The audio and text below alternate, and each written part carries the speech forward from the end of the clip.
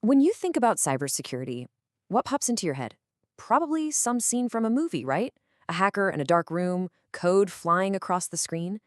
But you know what? A lot of our ideas about how to stay safe online are based less on that reality and, well, more on myths and fairy tales.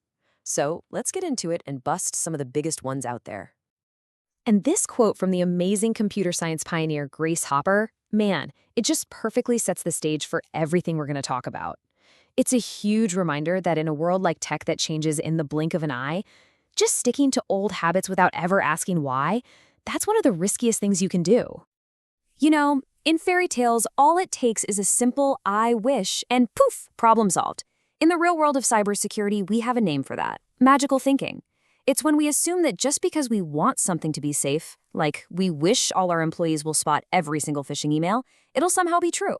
But unlike in the stories, that kind of thinking is a recipe for disaster. And that leads us right into our first major myth. This one's all about our go-to human reaction when things go wrong: finding someone to point the finger at. Think about it.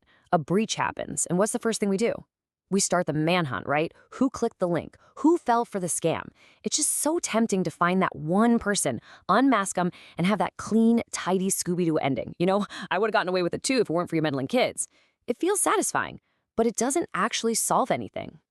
This image just nails it, doesn't it?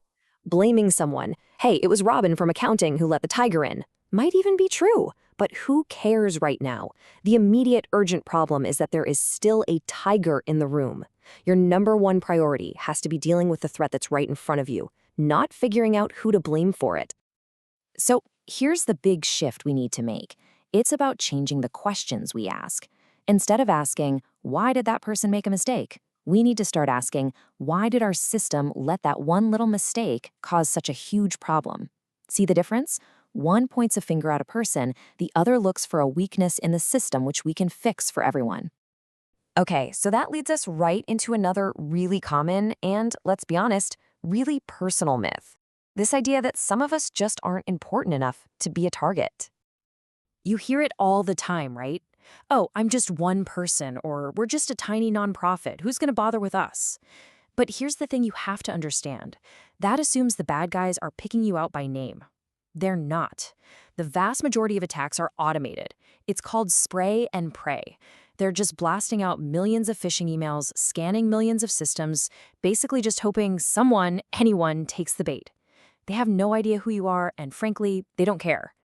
And this ties into that old joke. I'm sure you've heard it. The idea in cybersecurity is that, well, you don't have to have perfect security. You just have to be a little bit more secure than the next guy, and the bear, the attacker, will go after them instead. But, and this is such a brilliant takedown of that whole idea, cybersecurity expert Wendy Nather has the perfect response to that. The internet isn't a forest with just one bear. It's a forest with like a million bears, an infinite number of bears. Being slightly more secure than your neighbor means absolutely nothing, because there are more than enough threats to get to both of you. All right, so if we're all potential targets, we've got to protect ourselves, right? But that's where we run into the next big trap, this endless search for a simple fix, a so-called silver bullet that'll make all our problems go away.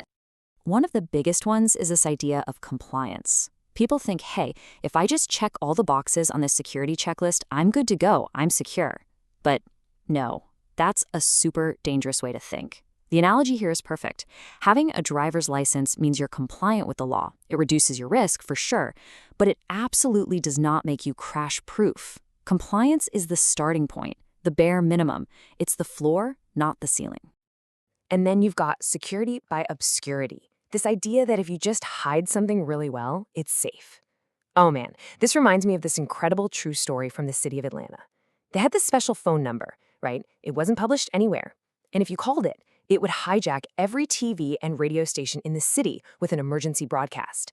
No password, no nothing. The secrecy of the number was its only protection. And you can probably see where this is going, right?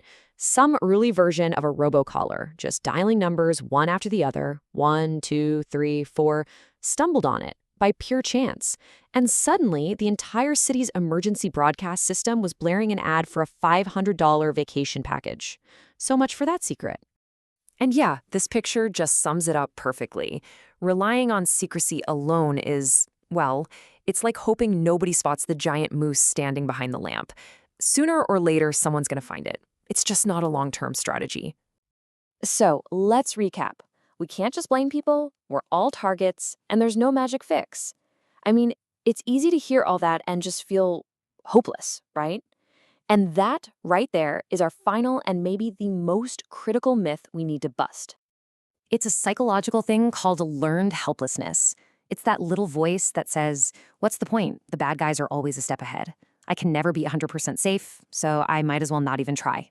And honestly, that mindset is the biggest win an attacker could ever ask for, because it means we give up before the fight even starts. But there's a much, much smarter way to look at this. And it comes from this amazing quote from Ralph Nader about car safety. He argued that, look, you can't prevent every single car crash from happening, but you can design cars with things like seatbelts and airbags to make sure those crashes aren't fatal. The exact same logic applies here. And that's the whole point right there. The goal isn't this impossible, mythical state of perfect, 100% security. It's just about reducing risk. It's about being a little less vulnerable today than you were yesterday. It's about making yourself a harder, less attractive target. Cyber threats, just like car crashes, are probably unavoidable, but a full-blown compromise, like a fatality, that is often preventable. Which really brings us full circle, back to Grace Hopper. It's time to stop the magical thinking and start asking better questions. So I'm going to leave you with a question to chew on. What's one security habit or best practice you do just because, well, because you've always done it this way? It might be time to take a closer look.